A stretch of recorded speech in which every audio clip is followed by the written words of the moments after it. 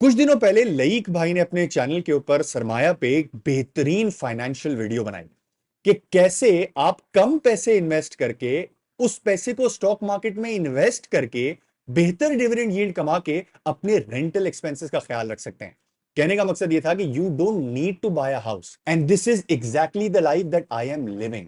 While this concept is financially perfect, but कुछ चीजें होती हैं जो कि आप मिस करते हैं अपना घर ना होने की वजह से। अब 10-11 साल से वो चीजें मैं मिस कर रहा हूं, तो मैंने सोचा कि वो बंदा जो कि जाना चाहता है इस पूरी जर्नी के ऊपर, लेट मी हेल्प यू। अगर आप सीरियस है इस कॉन्सेप्ट के ऊपर, तो मैं आपको दूसरा साइड ऑफ द पिक्चर भी दे दूं। देन यू अंडरस्टैंड कि do you want to live this life or not. And secondly, अगर आप ये जिंदगी गुजारना चाहते हैं जो कि मैं गुजार रहा हूं 10-11 सालों से, तो क्या इंपॉर्टेंट चीजें हैं जो कि आपको पता होनी चाहिए when you are investing that money into the stock market. वहां पे सिर्फ एक स्टॉक की बात हुई थी, हम कुछ आइडियाज डिस्कस करेंगे कि वो आइडियाज या कौन सी कोर एलिमेंट्स हैं जो हमारे पास होने चाहिए before we think of investing in दो stocks. So number one, the thing that I miss the most is peace of mind. मैं पीस ऑफ माइंड को भी दो हिस्सों में तोड़ता हूं। एक चीज वो जो कि बर्दाश्त हो सकती है, कोई मसला नहीं है, कोई बात नहीं। दूसरी चीज वो जो कि थोड़ा मुश्किल है बर्दाश्त करना या आगे का सोचना। सो पहले छोटी चीजों पर बात कर लेते हैं। ये दीवार आप पीछे देख रहे हैं, I want to paint it black, I can't do it. Winters आ रहे हैं, मैं सोचता हूं घर पे कारपेट लगाऊं, आई कांट डू इट। मैं सोचता हूं वुडन फ्लोरिंग के जो पैनल्स होते हैं वो लगा दूं, आई कांट डू इट। बिकॉज जब मैंने रेंटल कॉन्ट्रैक्ट साइन किया था तो उसमें मैंने लिखा था कि जैसा घर आप मुझे देंगे वैसा घर मैं आपको वापस दूंगा। तो इसका मतलब क्या है? इसका मतलब ये मैं 4-5 लाख रुपए इस घर के ऊपर खर्चा करूं, चीजें बनाऊं, और फिर वो सारी चीजें निकाल के वापस लेके चला जाऊं। Does that make sense? कितनी बड़ी कॉस्ट है जो कि उसके अंदर जाएगी और वो जीरो हो जाएगी, राइट? एंड ये वो चीज है जो कि मुझे खटकती है। मतलब जब भी मैं कोई चीज खरीदने के लिए जाता हूं तो मैं सोचता हूं कि यार कौन सी ऐसी चीज है जो कि मैं वापस अपने साथ लेके जाता हूं जब मेरा घर चेंज होगा, जिस पे अभी हम बात करते हैं। कौन सी ऐसी चीजें जो कि यहां रह जाएंगी या संक कॉस्ट हो जाएंगी। सो क्वालिटी ऑफ लाइफ, क्योंकि 1000 साल तो हमने जिंदगी गुजारनी नहीं है। Quality of life, if it is very important for you कि कंफर्ट होना चाहिए, घर आऊं तो ऐसा दिखना चाहिए, मुझे इस तरह से बैठना है इस घर के अंदर, ये रूम होना चाहिए बच्चों के लिए, मैं बच्चों के लिए पेंट बेहतर कर सकूं, डिफरेंट चीजें ऐड कर सकूं, सब्ट्रैक्ट कर सकूं, तो थोड़ा प्रॉब्लम यहां पे आपको होगा और हमेशा होगा। अब ये तो छोटे से इश्यूज थे, राइट? थोड़ा बड़ा इशू भी है और बहुत बड़ा एंड में आएगा, पर थोड़ा सा बड़ा इशू भी है। और वो ये है कि यार हर 2-3 साल में पाकिस्तान में लैंडलॉर्ड्स को ये सोचती है कि यार घर चेंज कराओ। क्योंकि जो 5-7-10% हम लोग हर साल रेंट इंक्रीज करते हैं, शायद उनसे पेट नहीं भरता है। तो लैंडलॉर्ड्स कहते हैं कि यार आप 10% बढ़ाते चले जाओ 3 साल तक, और उसके बाद यार हमें को नया किराएदार मिल गया है, जस्ट मूव आउट, हम आपको 3 महीने का टाइम दे रहे हैं, 2 महीने का टाइम दे रहे हैं। एक बार तो मेरे साथ ऐसा भी हुआ है जिससे मुझे कहा है कि यार 1 महीने का टाइम दे रहे हैं बिकॉज हम खुद रहने के लिए आ रहे हैं। That is a big mental block जो कि आपको क्रिएट कर देता है अगर ये आपके पास सिचुएशन आ जाए तो। अब ये सोचें कि आपको उस 1 महीने में, 2 महीने में, 3 महीने में दूसरा घर ढूंढना है, और ऐसा ही घर ढूंढना है जैसे जिसमें आप हैं। फॉर एग्जाम्पल, मैं रहता हूं एक 3 बेड अपार्टमेंट के अंदर, तो मुझे 3 ही बेड अपार्टमेंट ढूंढना है so that everything stage intact. जो जो चीजें मैंने खरीदी हुई है वो वैसी चीजें वहां जाके बैठ जाए। या दूसरी चीज, मैंने अगर अपना इलाका चेंज कर दिया, मेरी पूरी लाइफ इज इन दिस इलाका। फॉर एग्जाम्पल, मेरे बच्चों के school, closeness to my office वगैरह वगैरह। अब अगर मैं इलाका चेंज करता हूं, लेट्स से मुझे रेंट नहीं समझ में आता है, रेंट बहुत तेजी से ऊपर जाना शुरू हो जाते हैं, then I will have to compromise on it. आपको पता है दुनिया में क्या होता है? लोग स्कूल्स देख के अपने घर को डिसाइड करते हैं कि हमें कहाँ रहना है, क्योंकि यहाँ पे अच्छे स्कूल्स हैं, हम यहीं रहेंगे। प्रॉक्सिमिटी टू स्कूल बहुत इंपॉर्टेंट है। मेरे इलाके में नहीं होता है, शायद आपके इलाके में होता हो। पहले हम लोग वैन में जाते थे, वैन में आते थे। यहाँ पे जहां मैं रहता हूँ, यहाँ पे कोई वैन का कॉन्सेप्ट ही नहीं है। मतलब मुझे जाना है और मुझे लेके आना है, मेरी वाइफ को जाना है, मेरी वाइफ को लेके आना है। इसका मतलब क्या है? इसका मतलब है कि जितना दूर है हम लोग स्कूल से, हमारा ऑफिस जितना दूर है, it's all down the drain. दूर इलाका हो गया, स्कूल का प्रॉब्लम, ऑफिस का problem. And this is one of the biggest problem that I see कि यार अगर मैं यहां से गया तो मुझे उसी इलाके के अंदर घर ढूंढना है, और अगर इस इलाके के अंदर लेट्स से फ्लैट्स टूट रहे हैं और घर बन रहे हैं, और वहां पे मेरे लैंडलॉर्ड ने डिसाइड कर लिया कि यार मुझे बेचना है आपका अपार्टमेंट, तो पूरे इलाके का रेंट ऊपर चला जाएगा, बिकॉज 100-150 लोग निकल के जाएंगे बराबर वाले इलाके के अंदर, सेम इलाके के अंदर किसी और बिल्डिंग के अंदर। तो rental yield not always grow at 10%, they may grow at 15%। And the problem that somebody will be standing at your door, या फिर आपको वो घबराहट कि अचानक से लैंडलॉर्ड आपको फोन करेगा। मुझे होती है घबराहट, वो मुझे फोन करता है, मैं कहता हूं यार खुदा ना खास्ता ये ना कहते कि भाई घर छोड़ो जाओ, और मैं फिर घर ढूंढना शुरू कर दूं। If that is important to you, which is very important to me, कि यार एक चीज जब लाइफ सेटअप कर रहे हैं, 4-5 साल एक जगह पे हो गए हैं, तो कोई बाहर ना फेंक they just because of rent. So that is something जो आई फेस, मतलब कि मुझे डर लगा रहता है, खौफ लगा रहता है। बट सबसे ज्यादा पता है मुझे किस चीज का खौफ होता है? कि अगर मैं ना रहा तो क्या होगा।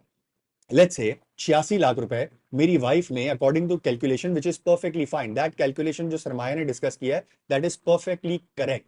अगर वो उठा के मेरी वाइफ ने, फॉर एग्जांपल मैंने 86 लाख रुपए रख दिए हैं स्टॉक मार्केट के अंदर और वो मुझे डिविडेंड कॉम्पनसेट कर रहे हैं और मुझे कुछ हो जाता है तो क्या होगा? मेरी वाइफ ये सोचेगी कि यार अब घर के एक्सपेंसेस का क्या करना है। मेरी वाइफ ये सोचेगी कि यार अब खुदा ना खास्ता हमें निकाल दिया तो क्या होगा। या मेरी वाइफ ये सोचेगी कि यार वो पैसे कंसिस्टेंटली या कंटिन्यूसली आते रहें। ये बहुत बड़ा इशू है, specially for someone who is thinking 5 years 10 years down the line, और हु इज थिंकिंग कि यार जिसके बीवी है या बच्चे हैं तो that can be a bigger problem. अब फॉर एग्जांपल मेरे घर का लिविंग एक्सपेंसेस है 1.5 लाख रुपए, 1.25 लाख रुपए, वॉट एवर दैट इज। मेरी वाइफ क्या करेगी? मेरी वाइफ ये करेगी कि ना जो बंदा कमा के जा रहा था वो नहीं रहा है जिंदगी के अंदर, सो वो पैसे निकालो और कम से कम घर का एक्सपेंसेस तो पूरा करो जो कि 1.5 लाख रुपए 1.25 लाख रुपए महीना है। सो उस केस में क्या होगा, मेरी वाइफ 5 साल में she'll be spending that 8.6 million, और फिर वही प्रॉब्लम होगा कि यार वो अब 86 लाख रुपीज वहां से निकल गए हैं और रेंट नहीं है हमारे पास, तो हम क्या करेंगे, यानी मेरी वाइफ और मेरे बच्चे क्या करेंगे। So that keeps me at night. So ये वो चीजें हैं जो कि फाइनेंशियली हम लोग क्वांटिफाई नहीं कर सकते। और ये जो हम लोग डिबेट देख रहे हैं, मैंने कुछ कमेंट्स में भी जाके पढ़ा, लोग कह रहे हैं कि this is completely wrong, this is completely correct. I think the right comment is mathematically it is absolutely correct, what he is done is perfect, it makes sense in all the things. और अगर मैंने भी आपको ये समझाना होता concept तो मैं इसी तरह समझाता। बट जो इमोशनल एंगल है या पीस ऑफ माइंड वाला एंगल है वो रेंट में रहता नहीं है। सो अब सवाल सबसे बड़ा ये है कि यार ये किसको फॉलो करना चाहिए। भाई देखें, इलॉन मस्क, नितिन कामत जो कि इंडिया में है, इलॉन मस्क यूएस में है, they also rent, although Nitin ने अब घर ले लिया और उसने भी पीस ऑफ माइंड टाइप का ही एक आर्ग्यूमेंट दिया घर लेने के लिए। How come you're a convert? You always said you wouldn't buy a house. The thing with renting, of all the advantages of renting, I think there is one disadvantage, that you don't have foresight as to when you can move out of the house. Like I had to move out of this house, whereas maybe I would have liked to live for longer in this house. But who is it for? ये जो पूरा financial system आपको बनाना है ये उसके लिए काम करेगा अगर उसके पास एक्चुअली पूरा घर खरीदने के पैसे हैं। This will give him a financial comfort. For example मैं यहाँ पे घर लेने के लिए जाता हूं, मुझे 3-4 करोड़ रुपए का घर पड़ता है। अगर 4 करोड़ रुपए मेरे पास हैं मेरे बैंक अकाउंट के अंदर तो आई कैन डू दिस। मैंने 4 करोड़ रुपए स्टॉक मार्केट में डाले, उसमें से मैंने 86 लाख रुपीज डिविडेंड के लिए रखे। This is exactly how I do it. Like मेरे पास 4 करोड़ रुपए हैं, मैंने 4 करोड़ रुपए का स्टॉक मार्केट के अंदर डाला, एग्जाम्पल है, 4 करोड़ रुपए को स्टॉक मार्केट के अंदर डाला और उसमें से 86 लाख 70-75 लाख रुपए depending on the dividend yield rent के लिए रख दिया। और बाकी 3.25 करोड़ 3 करोड़ को मैंने अपनी जो ग्रोथ स्टॉक कैपिटल इन्वेस्टिंग जो भी मुझे करनी है सिकलिंग इन्वेस्टिंग मैं वो करता हूं। So this will suit to a person who already has money. This kills the entire mathematical concept क्या था कि यार अगर आपके पास 86 लाख रुपए हैं तो आप 3 करोड़ रुपए के घर में रह सकते हैं। बट अगर आप पीस ऑफ माइंड को इस इक्वेशन में डाल देंगे तो आपके पास 3 करोड़ रुपए होने चाहिए, 75 लाख रुपए आपके ऐसी जगह पे, 86 लाख रुपए 80 लाख रुपए what ever the number is, ऐसी जगह पे पड़े रहेंगे जो कि रेंट को फाइनेंस करेगा।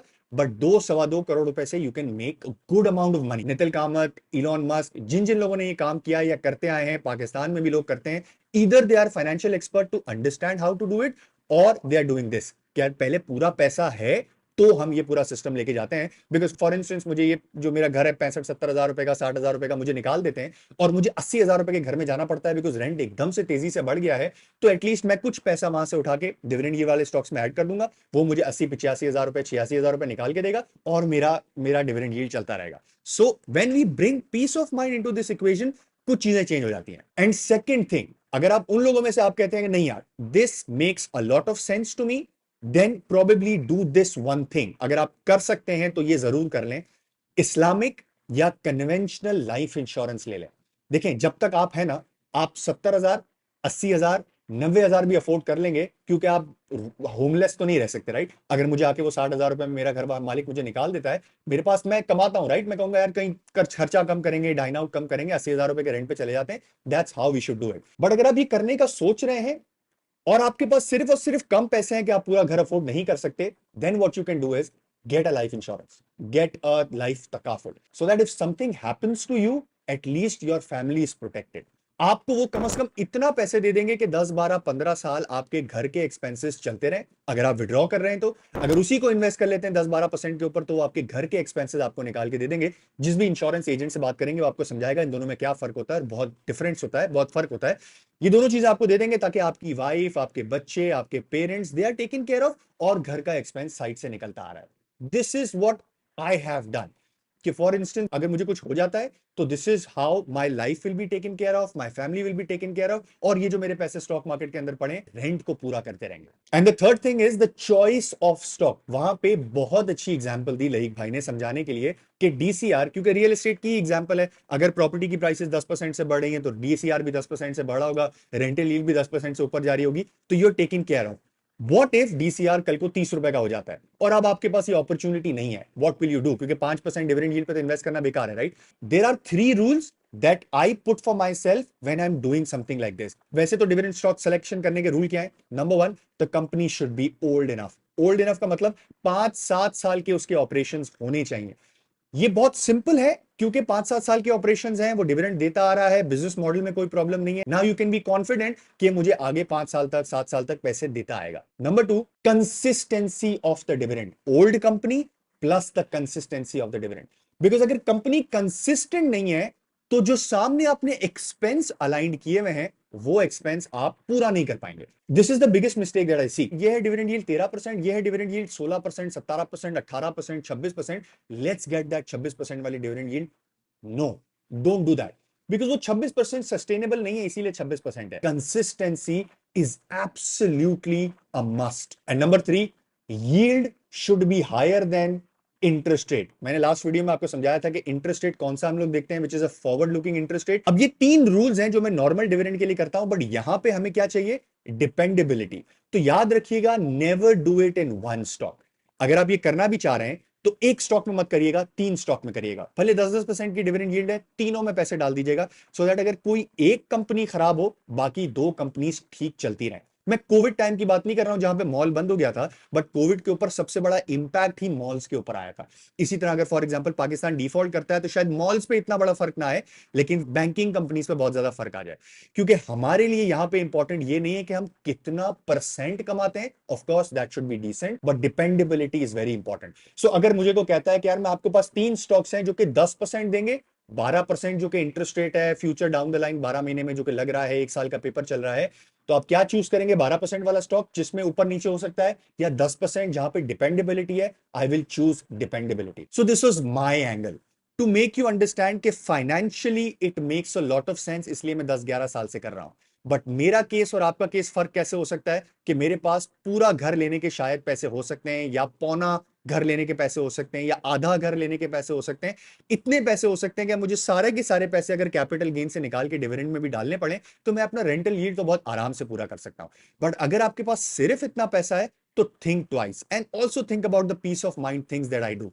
दुनिया में ये उन लोगों ने किया है जिनके पास पूरे पैसे होते हैं और वो कोशिश करते हैं कि यार हम उसमें से बेहतर रिटर्न कमाएं, थोड़ा पैसा रेंट के लिए रखते हैं। और अगर आपको ये नहीं समझ में आता तो old thought is might be better for you कि go down the house, down payment कर दें। अगर आप अफोर्ड कर सकते हैं, घर खरीद सकते हैं, एटलीस्ट एक फाइनेंशियल कंफर्ट अपनी फैमिली के लिए, अपने लिए क्रिएट कर लें। नौकरी चली गई, खुदा ना खास्ता आपको कुछ हो गया, that will give you a peace of mind कि अगर आगे जाके आपने अपने बिजनेस के ऊपर किसी चीज के ऊपर रिस्क भी लेना है, नौकरी शिफ्ट करनी है, तो आप कर सकें। So thank you for watching. I hope जो मैंने अपनी रियल लाइफ एग्जाम्पल आपके सामने ला के रखी है in this topic which is very in depth, renting versus owning, आपको कुछ हेल्प मिली होगी। Thank you for watching. Allah Hafiz.